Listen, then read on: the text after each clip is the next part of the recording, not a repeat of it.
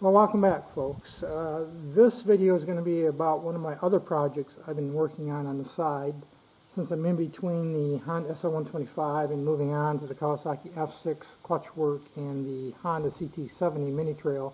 A few other things I'm cleaning up and dealing with, and one of them is this golf cart. This is an early 80s Yamaha two-stroke powered golf cart. Came from a local golf course. We've had it about 10 years or so now. We picked it up for the grandkids to run around the yard on when they came over to visit in the summertime. We gave next to nothing for it, which is probably a good thing because it was thoroughly wore out when we got it.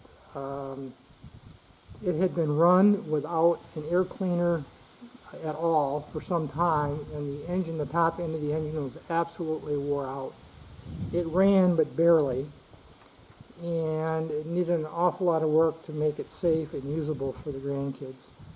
They've all grown up now. Most of them, in fact, have cars and are on to college and high school, college, and jobs, and they're not really interested in it anymore. It's been sitting around for, at least 3, maybe even 4 or 5 years. I've had it dry stored in my pole barn, taking up space, and I asked my wife if she really wanted to keep it. She said, no, go ahead and get rid of it, so that's exactly what I'm going to do. My buddy Jim, who I've referenced before in previous videos, he has some hunting property up north, deer hunting property that he and his son-in-law maintain, and they go up there in the fall, and they're big deer hunters. And I happened to mention to him in passing the other day that I had this golf cart for sale, and his eyes lit up, and long story short, he wants to buy it.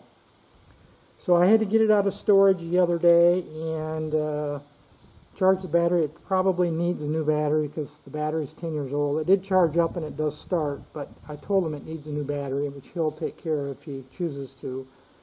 But I had to get it running. The impulse line that goes from the engine block to the fuel pump had a split in it, so it was sucking air. Fuel pump wasn't working right. I fixed that. I discovered that right away. And outside of general cleaning and running around the yard and getting it started, I'm pretty much done with it, and he'll be coming to get it, I think, in the next week or two. We haven't worked that detail out. Again, it's an early 80s. I'll just give you a rundown of everything I've done on it, as best I can recall from 10 years ago. Both rear axle, the bearings that carry the axles on each side were wore out. And those literally the axles were loosened there. So I had to pull the axles, put new rear axle bearings in. I overhauled the rear brakes, which included turning the drums. I turned those myself on my little lathe. New brake shoes, all new brake hardware, new brake cables. It's a cable actuated brake system from the pedal that goes back to the rear wheel. I put in a new fuel pump, rebuilt the carburetor, all new fuel lines, a new fuel gauge on the fuel tank. We'll see that in a few minutes. I'll lift that bonnet up. That whole bonnet there lifts up. I'll lift the bonnet up and show it to you. New two-stroke oil pump because the original was leaking. I've rarely had a problem with, I don't think I've ever had a problem, frankly, with an oil pump stop leaking, or stop working rather. I've had them leak. And this is a Yamaha brand oil pump. It's not a Mikuni, and they're readily available. So new two-stroke oil pumps, new oil lines. The transmission is a torque converter style like a snowmobile has. It's basically a very large centrifugal clutch. So I put a new drive belt on that. I had to fabricate a new battery box for it because the original battery box was rusted out. So I had to fabricate a new battery box and hold downs, new battery cables. At the time, 10 years ago, I did put a new battery in it, of course, that probably needs to be replaced. I pulled the engine right out of it and freshened the whole top end. It had to be bored over. I don't remember what size anymore, but probably at least 2 or 3 sizes over. By the way, parts are readily available for this unit. I was surprised that I could get pretty much everything I wanted new from Yamaha. And there are dealers online that specialize in golf carts, so getting parts is not a problem. But I did freshen the top end, so it was bored oversized. Let's see, new piston rings, wrist pins, circlips, all new bearings in the top end, gaskets, the whole 9 yards. So I went through the whole top end. I had to source a new air cleaner housing because it literally didn't have one. It was an air cleaner element in the connector boot. Bought that, I think, brand new from Yamaha. And then you can see there, I think, that black rubber deck mat. I made up my own. The original was torn. There wasn't much left of it, and I just made up a new one on my own. Body's in very rough shape. Jim knows that. It's been well used and abused over the years. Mechanically, it's pretty solid now. One of the unique things, well, I thought it was unique. I'm not a golfer, so I wasn't familiar with this, but what I discovered is that on these golf carts, they operate a lot like modern cars. That is, that when you stop them, the engine stops. And as soon as you step on the gas pedal, the engine starts and it runs. I didn't like that feature, to be honest with you. So what I did is I looked at the wiring diagram I found online and found the wire that controls it. And I think it just pulls the ignition system to ground or earth and shorts it out so the engine stops. I disconnected the wire. So now when you come to a stop, the engine just idles like a snowmobile. And as soon as you step on the gas, off you go. But the engine doesn't stop. And I just seem to prefer that personally. The other unique thing about this is to go in reverse, you turn the key in reverse, the ignition key, and step on the gas pedal. The engine starts, and that's how you start this, by the way, is stepping on the gas pedal. The engine starts and runs in reverse.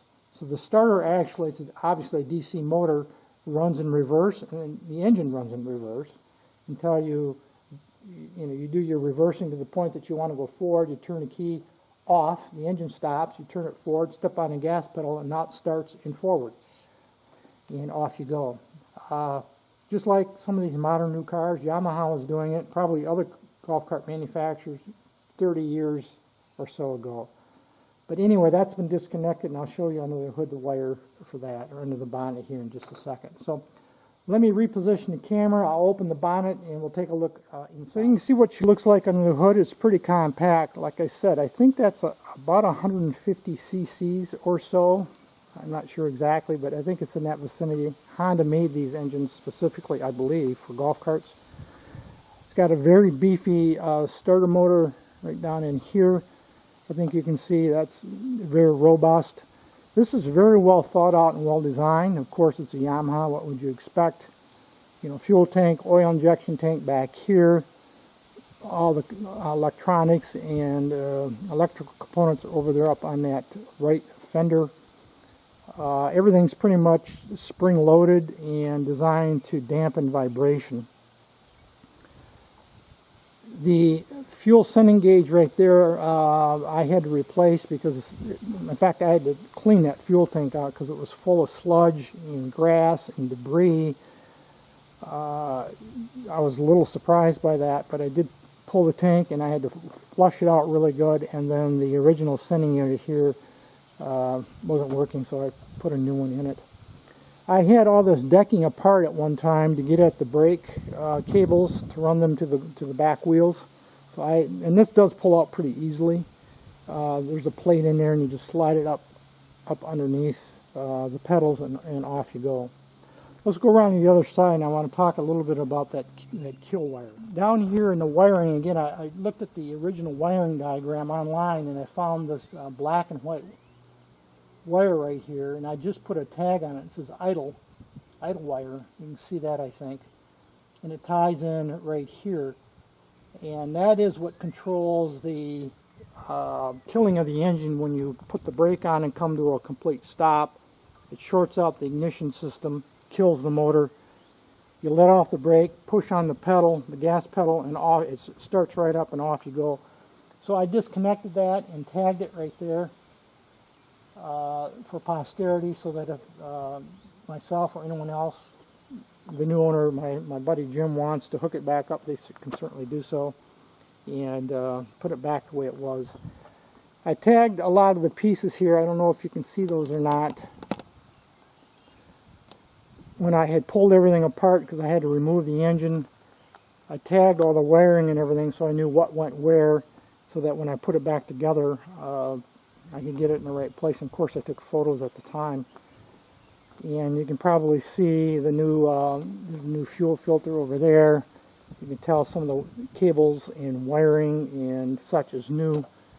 And it's even got a backup buzzer like a bus or a truck, so that when you put it in reverse, it buzzes. And that's over here. I don't think you can probably see it. It's right over here on the rear fender right there. There's a buzzer. Let me go ahead and start it up, and you can just hear it. It'll idle like that all day long. Again, if I had that idle wire connected, the engine would be stopped right now. Step on the gas, it automatically releases the brake, and off you go. But it'll run like that, just sit there and idle all day long. And doesn't have a lot of top speed, but it does work okay for running around being a yard cart or for a work cart, which is what my buddy Jim wants it for. So that's a little brief overview of one of my projects I'm trying to get cleaned up this summer before I move back to my motorcycle stuff, which is really where my interest lies. Again, the only reason I put the effort and time into this cart originally is I wanted it, number one, safe for my grandkids, obviously. You know, you don't want to put your grandchildren on something that's unsafe, so I want to make sure the brakes and everything were solid as they could be. And I want it reliable. I didn't want them to get off in the choppings down there somewhere in the back 40 and end up walking back to the house saying, Grandpa, the golf cart quit. Never had that problem. It always ran fine for them. It was reliable as a stone. It's safe. It handles well. It's stable. It doesn't have too much top end and to get themselves into trouble. In fact, I did at one point adjust a little bit with the carburetor, slow it down just a little bit. My oldest grandson got a little crazy a couple times. I had to make sure he didn't hurt himself with it. But the other grandkids never got in trouble, but I had to make sure he didn't hurt himself. And so I just brought the top end down just a little bit by adjusting the carburetor, and that worked fine until he came to terms with what he's supposed to be doing, and he's on the golf cart. Well, anyway, that's it for this video today, folks. A little bit different for me anyway. Any issues, questions, thoughts, drop me a note. Otherwise, as usual, thanks for watching.